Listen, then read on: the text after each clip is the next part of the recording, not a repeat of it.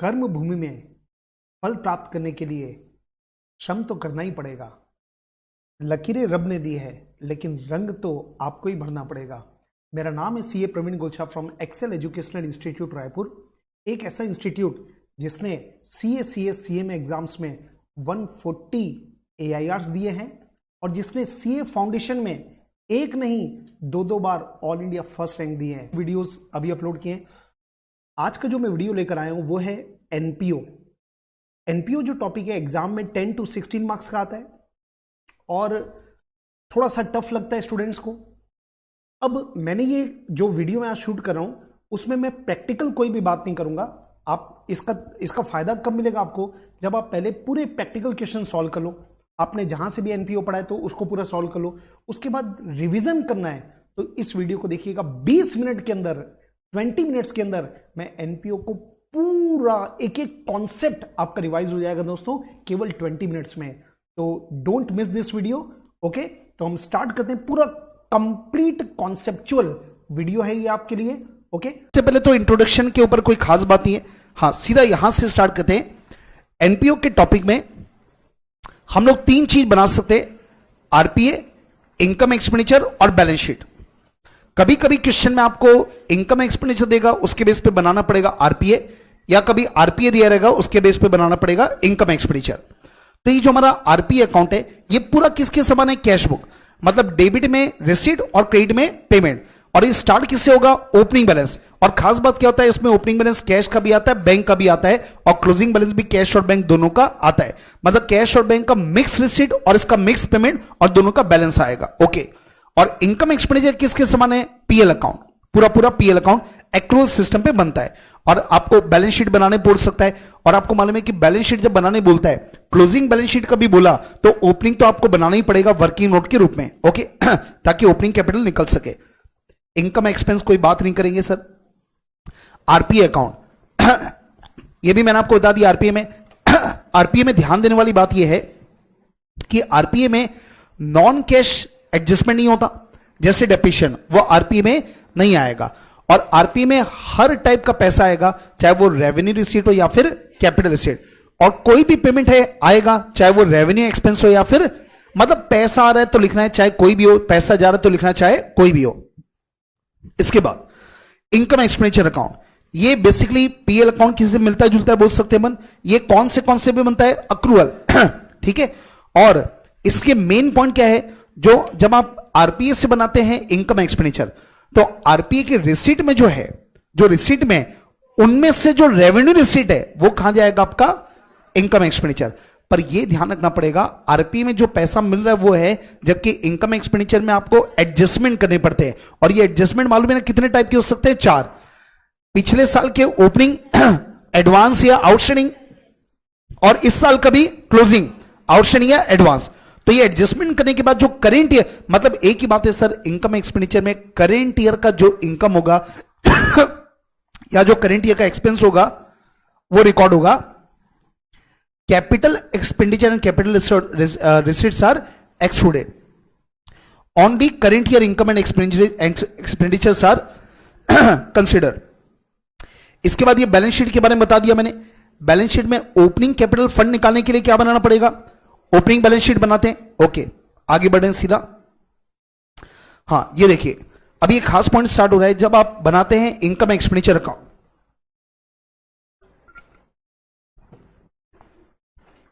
तो आपको क्या लिख रहा है, जो अपना रिसीट साइड होता है इसमें दोनों टाइप की रिसीट होती है, कैपिटल रेवेन्यू। पर हमको इनकम एक्सपेंडिचर में केवल कौन सी रिसीट बतानी पड़ती है, रेवेन्यू रिसीट। अभी जो रेवेन्यू रिसीट क्वेश्चन में दिया है वो आरपीए अकाउंट में जो दिया है उससे अपन वो लिखेंगे बेस। अब इसमें 2 चीज को करते हैं प्लस और 2 चीज को करते हैं। एग्जांपल था सब्सक्रिप्शन, वो आपकी इनकम है। हाँ, सब्सक्रिप्शन क्या एडजस्टमेंट होगा, जो at the end of the जो आउटस्टैंडिंग है उसको करते हैं प्लस।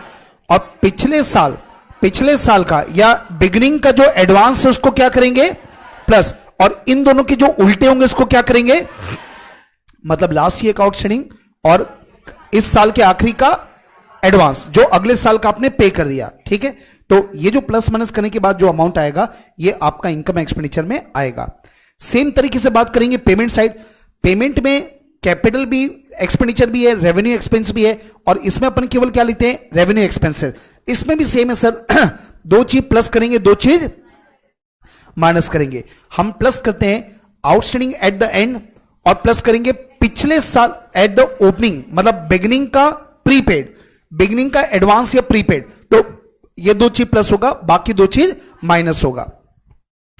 और आरपी अकाउंट से तो पूरा लिख दोगे। इसके बाद जो नॉन कैश आइटम है जैसे कि डेप्रिसिएशन, इसको भी लिखना पड़ेगा एक्सपेंडिचर साइड में, ध्यान रखना पड़ेगा।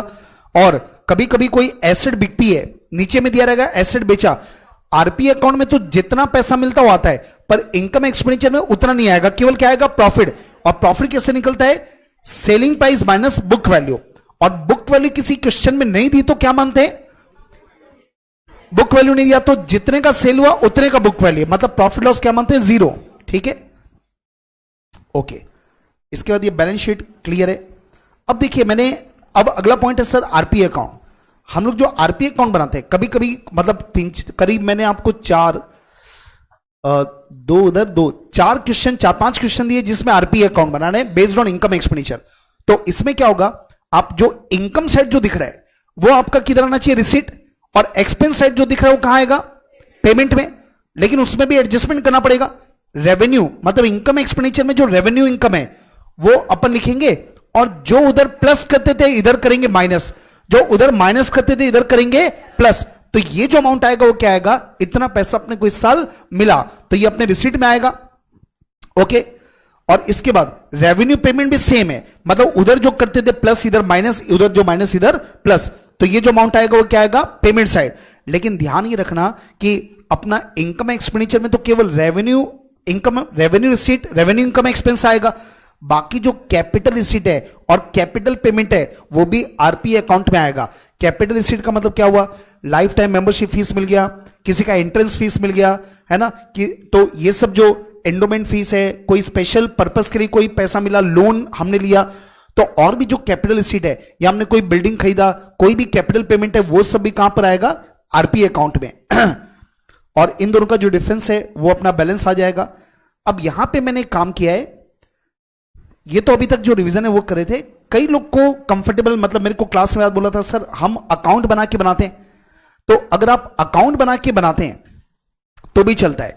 मतलब जैसे सब्सक्रिप्शन में या तो दो चीज प्लस दो चीज माइनस वाला याद रखो, और नहीं तो आप अकाउंट बना के चीजों को प्लेस कर दो। अकाउंट बना के अगर आप बनाना चाहते हैं ना तो कैसे होगा, एक बार देख लो आप। जैसे सब्सक्रिप्शन अकाउंट, सब्सक्रिप्शन अकाउंट शुरू, मतलब सब्सक्रिप्शन जो होता ना, साल के आखिरी में सब्सक्रिप्शन अगर मुझे लेना है तो मेरी एसेट, और किसी मेंबर ने अगले साल का पैसा मुझे अभी दे दिया तो मेरी लायबिलिटी। तो सब्सक्रिप्शन का जो बैलेंस है, ओपनिंग बैलेंस, मैं ओपनिंग बैलेंस बोल सकता हूं, ये मेरी एसेट लायबिलिटी दोनों हो सकती है। कोई मेंबर जिन्होंने पिछले बार का पैसा मुझे अभी भी नहीं दिया, पिछले साल आउटस्टैंडिंग था, तो ये मेरी क्या है, एसेट, तो वो ओपनिंग बैलेंस आएगा डेबिट में। और अगर किसी मेंबर ने पिछले साल मुझे इस साल का पैसा दे दिया तो मेरी लायबिलिटी है, तो साल के शुरू में जो मेरी लायबिलिटी है वो कहां पर आएगा, क्रेडिट में, है ना। याद है ना, एसेट का ओपनिंग बैलेंस लिखते हैं डेबिट में और लायबिलिटी का ओपनिंग बैलेंस लिखते हैं क्रेडिट में, तो आप दोनों के ओपनिंग बैलेंस लिख सकते हैं। फिर आपको हमको क्वेश्चन में जो सब्सक्रिप्शन मिलता है, तो अगर आपको पैसा मिला तो आप एंट्री क्या करते हैं, bank account debit to subscription, मतलब जितना सब्सक्रिप्शन आपको मिला वो क्रेडिट में आएगा। एंट्री बनाते हैं ना, cash account debit to subscription. ये जो मैंने लिखा ना, balancing figure if not given, अगर नहीं दिया तो, पर अगर आपको आरपी अकाउंट दिया है तो कितना पैसा मिला होगा ये दिया रहेगा, तो जितना दिया है आरपी अकाउंट में वो पैसा मिल चुका है तो वो क्रेडिट में लिख देना। और आखिर में क्या करेंगे अपन, बैलेंस लिखेंगे। अच्छा बैलेंस क्या आएगा, ध्यान रखो, साल के आखिरी में अगर मेरा 31 मार्च 19 ईयर एंड है तो 31 मार्च 19 के दिन जितना सब्सक्रिप्शन आउटस्टैंडिंग है वो मेरी एसेट है, और एसेट का क्लोजिंग बैलेंस किस साइड लिखते हैं, क्रेडिट साइड, करेक्ट ना। ओपनिंग बैलेंस डेबिट में और क्लोजिंग बैलेंस किधर, क्रेडिट। तो ये देखो क्लोजिंग आउटस्टैंडिंग ये मेरी एसेट है, तो मैं कहां लिखूंगा, मतलब देखो ये एसेट है, एसेट का ओपनिंग बैलेंस, ये एसेट का क्लोजिंग बैलेंस, ये लायबिलिटी है, लायबिलिटी का ओपनिंग बैलेंस आता है क्रेडिट में, और ये जो लायबिलिटी इसका क्लोजिंग बैलेंस कहां पर आएगा, डेबिट में, करेक्ट। और इसके बाद जो भी बैलेंसिंग फिगर होगा ना ये आपका इनकम एक्सपेंडिचर में जाएगा। ये फॉर्मेट में एक फायदा ये है कि चाहे आरपी अकाउंट में लिखना हो या इनकम एक्सपेंडिचर में लिखना हो, या तो आरपी बनाना पड़ता है या इनकम एक्सपेंडिचर। तो ये फॉर्मेट में आप डालोगे ना तो दोनों चीज निकल जाएगी। अगर आपको आरपी दिया है तो ये लिखोगे तो बैलेंसिंग फिगर ये आ जाएगा, और कोई क्वेश्चन में इनकम एक्सपेंडिचर बना के दिया है तो जो इनकम साइड जो होगा वो यहां लिख दोगे तो बैलेंसिंग फिगर क्या निकल है ना आरपीए में। तो ये अकाउंट बना के भी आप कर सकते हैं, कोई प्रॉब्लम नहीं है। वर्किंग नोट आईसीआई को दिखना चाहिए कि हाँ आपने अमाउंट कहां से निकाला। तो प्लस माइनस की भी अप्रोच होके और सब्सक्रिप्शन की सेम तरीके से एक्सपेंस अकाउंट है। आगे बढ़ रहा हूं मैं। ये देखो ऊपर में मैंने लिखा है, ये देखिए, instead of making adjustment of outstanding advance we may make account and balancing figure will be shown in income expenditure और RP account as the case में भी। अब इसके बाद अब हम बात करते हैं स्पेशल ट्रीटमेंट, फटाफट रिवाइज करते हैं। सबसे पहले लिखा है सब्सक्रिप्शन। आपको मालूम है सब्सक्रिप्शन केवल देता है तो क्या मानते हैं इनकम, पर अगर बोल दिया कि लाइफ टाइम का सब्सक्रिप्शन मिल गया तो ये क्या होगा कैपिटल रिसीट, और कैपिटल रिसीट तो कहां जाएगा कैपिटल फंड, अपने कैपिटल फंड में ऐड होगा, मतलब बैलेंस शीट के लायबिलिटी साइड। ये नीचे लिखा है अगर ऑन दी सब्सक्रिप्शन वो लिखा है तो इसको क्या मानना पड़ेगा रेवेन्यू रिसीट। इसके बाद डोनेशन, याद कीजिएगा डोनेशन में ना आपको दो टाइप के डोनेशन हो सकते हैं। ये नीचे के 2 पॉइंट इंपॉर्टेंट है। अगर आपको डोनेशन मिला रेवेन्यू एक्सपेंसेस को मीट आउट करने के लिए, या आपको लिखा कि जनरल डोनेशन है तो इसको इनकम की तरह मानिए। क्या मानना है आपको इनकम, और इनकम मानोगे तो कहां जाएगा इनकम एक्सपेंडिचर। पर अगर आपको बोला कि एक स्पेसिफिक पर्पस के लिए डोनेशन दे रहे हैं या कोई कैपिटल एक्सपेंस को मीट करने के लिए दे रहे हैं तो उस केस में कहां पर आएगा, ये आपको लायबिलिटी में दिखाना पड़ेगा, कैपिटल फंड में ऐड करके इसको दिखा सकते हैं। ठीक है। और एक चीज आपको ध्यान होगा, मैंने एक बात लिखाई थी, इफ क्वेश्चन इज साइलेंट लिख देना ये भी। अगर क्वेश्चन साइलेंट होगा तो क्या मानना है रेवेन्यू रिसीट। अगर डोनेशन केवल दे दिया, अगर केवल डोनेशन वर्ड दिया, कुछ बोल नहीं रहा तो उसको हमेशा क्या मानना रेवेन्यू रिसीट, मतलब कहां पे आएगा इनकम एक्सपेंडिचर। इसके बाद अगला पॉइंट है लिगेसी। कभी कभी आपको वर्ड आ सकता है लिगेसी। लिगेसी का मतलब क्या होता है, डेथ के बाद कोई डोनेशन मिलता है उसको बोलते हैं लिगेसी। ठीक है, तो अगर लिगेसी के बारे में कुछ नहीं बोला तो क्या मानना है कैपिटल रिसीट। डोनेशन को कुछ नहीं बोलता तो मानते हैं रेवेन्यू रिसीट, और केवल लिगेसी है और कुछ नहीं बोला तो क्या मानना है आपको कैपिटल रिसीट, और कैपिटल रिसीट होगा मतलब कहां आएगा कैपिटल फंड में ऐड करके दिखाएंगे लायबिलिटी साइड। इसके बाद अगला पॉइंट है एंट्रेंस एंड एडमिशन फीस। क्या याद आ रहा है सर, वैसे तो देखो एंट्रेंस फीस के बारे में क्वेश्चन बोल सकता है कि आप कैपिटल मानो, आप मानो, या पार्शियल कैपिटल पार्शियल रेवेन्यू, पर अगर क्वेश्चन साइलेंट होगा तो क्या मानना कैपिटल। पर अगर बहुत स्मॉल अमाउंट है ना तो it may be treated as revenue receipt.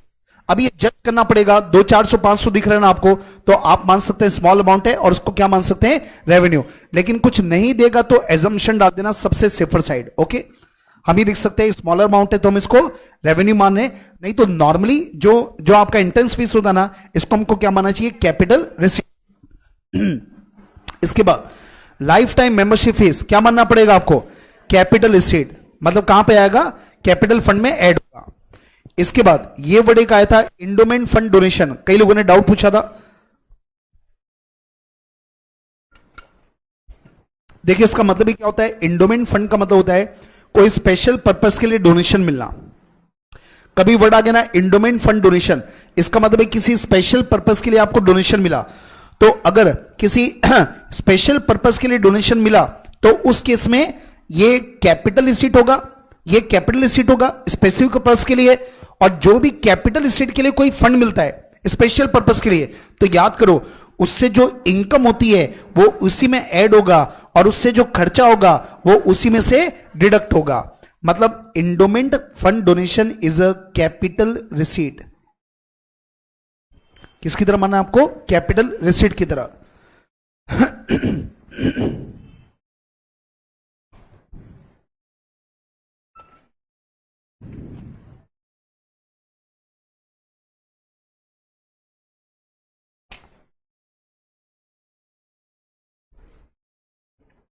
इसके बाद अगला पॉइंट है treatment of profit loss from trading activity.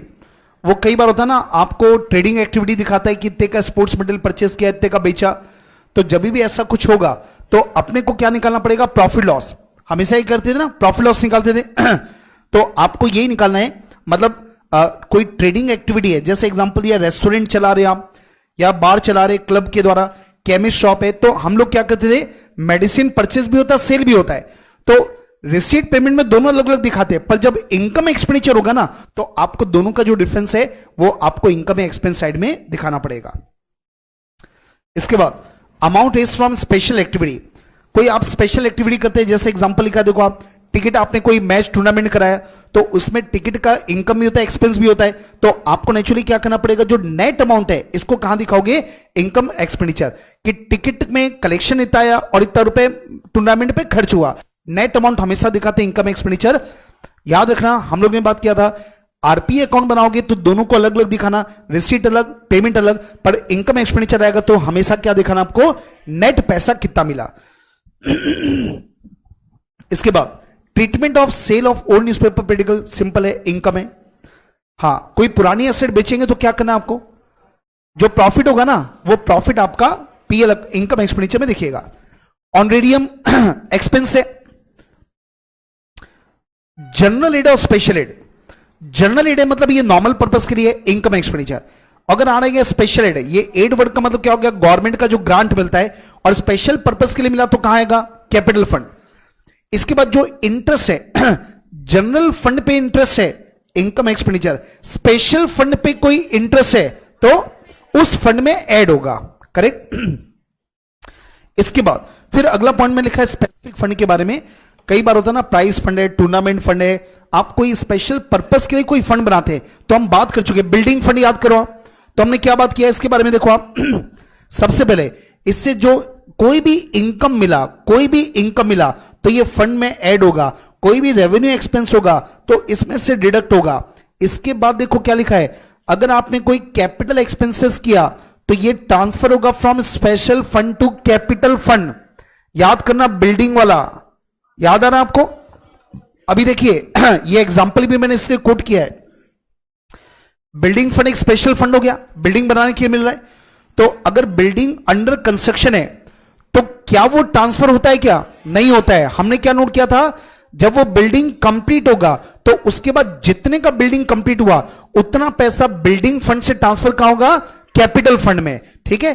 अब यही लिखा है देखो आप, स्पेसिफिक फंड बैलेंस शीट में लायबिलिटी साइड में फंड का ओपनिंग बैलेंस आ गया, एडिशन जितना भी पैसा इस साल अगर मिला और फंड मिला, बिल्डिंग का ओपनिंग बैलेंस था मान लीजिए 5 लाख, हमको इस साल 1 लाख रुपए का फंड और मिला तो प्लस हो गया, इनकम जो मिला वो प्लस होगा, रेवेन्यू एक्सपेंसेस माइनस होगा, और कैपिटल फंड में ट्रांसफर कब होगा, देखो when the assets gets completed, ये माइनस हो जाएगा, कैपिटल फंड में ट्रांसफर हो जाएगा, और बाकी जो बचेगा ये कहां आएगा, बैलेंस शीट के लायबिलिटी साइड। और एक हमने क्वेश्चन ऐसा भी किया था जहां पे अगर किसका तो था प्राइस फंड या किसी का था, उसमें क्या हो रहा था, देखो उसमें अपना फंड बना था 80,000 का और अपना जो खर्चा है ना वो हो गया था 1 लाख का, एग्जाम्पल ले रहा हूं, तो 20,000 का जो एक्सेस खर्चा लग गया वो कहां जाएगा, एक्सपेंस में। ये वही लिखा है, एक्सेस अगर कोई एक्सपेंस हो गया तो it will be transfer to income and expenditure account. ये अपना एक क्वेश्चन में आया था। इसके बाद फिक्स्ड एसेट, फिक्स्ड एसेट के बारे में कभी कभी आपको दे सकता है, तो बेटर है कि आप अकाउंट बना लीजिए। अकाउंट में क्या आएगा, आपको सबसे पहले ओपनिंग बैलेंस आएगा, आपने इस साल कोई एसेट खरीदा तो ये कहां दिखेगा, आरपीए में। तो आरपीए में अगर कोई दिखा कि एसेट खरीदा तो आपको यहां पे डेबिट में लिखना पड़ेगा। क्रेडिट में क्या आएगा, डेप्रिसिएशन, ये डेप्रिसिएशन आपको इंफॉर्मेशन में दिया रहेगा। इसके बाद अगर आपने कोई एसेट बेचा तो एसेट की जो बुक वैल्यू है वो क्रेडिट में आना चाहिए, और बाकी जो बचेगा वो क्या होगा, क्लोजिंग बैलेंस। अब ये अकाउंट आपके दिमाग में क्यों आना चाहिए, 5 चीज है, 5 में से 4 चीज आपको देगा, एक जो भी बचेगा ना वो क्या होगा, बैलेंसिंग फिगर। कभी हो सकता है कि आपको ये पता निकल जाए कि कितने रुपए का एसेट खरीदा, कभी आपको डेप्रिसिएशन बैलेंसिंग फिगर आ सकता है, कभी आपको क्लोजिंग बैलेंस आ सकता है। मतलब ये फॉर्मेट इंपॉर्टेंट है, दिमाग में रखिएगा फिक्स्ड एसेट्स का, इससे बड़ी इंपॉर्टेंट इंफॉर्मेशन निकलती है। लायबिलिटी में कुछ खास बात नहीं है। इसके बाद ट्रीटमेंट ऑफ कंज्यूमेबल आइटम, याद है यार आपको, ये भी काफी कुछ इंपॉर्टेंट होता था। मेडिसिन का बारे में कई बार क्वेश्चन आता था, तो जब भी कोई कंजम्पशन की बात होती है तो उसका फॉर्मूला क्या होता है? Opening stock plus purchase minus closing stock. तो ये आता है अपना कंजम्पशन। पर अभी आपको ये भी मालूम है जो परचेस है ना कई बार मिसिंग होता है, तो परचेस निकालने के लिए क्या बनाते हैं आप? क्रेडिटर का अकाउंट। अब क्रेडिटर के अकाउंट में भी खास बात क्या है, क्रेडिटर अकाउंट में कई बार क्या होता है मालूम आपको देता है कि क्रेडिटर को इतना पैसा देना भी है और किसी क्रेडिटर को एडवांस में भी दे दिया, मतलब क्रेडिटर का ओपनिंग बैलेंस भी दोनों हो सकता है। तो दोनों को मैंने क्या बोला, क्रेडिटर अकाउंट में लिख दो आप। ये देखो ओपनिंग आउटस्टैंडिंग क्रेडिट में, ओपनिंग एडवांस डेबिट में। आपने पिछले साल क्रेडिटर को एक्स्ट्रा पैसा दे दिया था, कुछ क्रेडिटर को एक्स्ट्रा पैसा दे दिया था, तो वो डेबिट में आएगा, वो लायबिलिटी एसेट हो गई, और जिनको पैसा देना बचा था वो लायबिलिटी। इसके बाद जो क्रेडिट परचेस है वो क्रेडिट में आना चाहिए, और अगर आपने क्रेडिटर को कुछ पेमेंट किया तो वो डेबिट में आना चाहिए, और जो क्लोजिंग बैलेंस है वो भी दोनों साइड आ सकता है। ध्यान है क्या? ये देखो एडवांस मतलब ये एसेट, अगर आपने किसी को एडवांस पेमेंट कर दिया, अगले साल का पैसा आपने इस साल दे दिया तो क्रेडिट में आएगा, और अभी कुछ लोग का पैसा नहीं दिया तो डेबिट में आएगा लायबिलिटी का, और बाकी जो भी बचेगा ना ये आ जाएगा आपका credit purchase. Balancing figure will B credit purchase. ये करीब इतनी बातें आपके एनपीओ अकाउंट में थी, तो ये इसलिए मैंने इसके नोट्स बना के काफी कुछ चीजें कवर हो गई जो इधर उधर। तो मैं उम्मीद करता हूं दोस्तों ये वीडियो आपको पसंद आया होगा। तो अगर आपको ये वीडियो पसंद आया होगा और आपको लगता है कि आपको मदद मिली, आपको हेल्प मिली है, तो ऐसे आपके फ्रेंड्स जिनको एनपीओ टफ लगता है, जिनको आपको लगता है कि उसको भी अगर मैं फॉरवर्ड करूंगा तो उसका फायदा होगा, तो जरूर से इस वीडियो को शेयर कीजिएगा। और हाँ, एक खास बात मैं आपको बोलना चाहता हूं कि कमेंट बॉक्स में आपके जो जो प्रॉब्लम्स आ रही है सीए फाउंडेशन अकाउंट्स में, तो आप कमेंट में उन टॉपिक्स को नोट आप डालिएगा, जरूर से कमेंट कीजिएगा कि सर इसके ऊपर हमको समस्या है।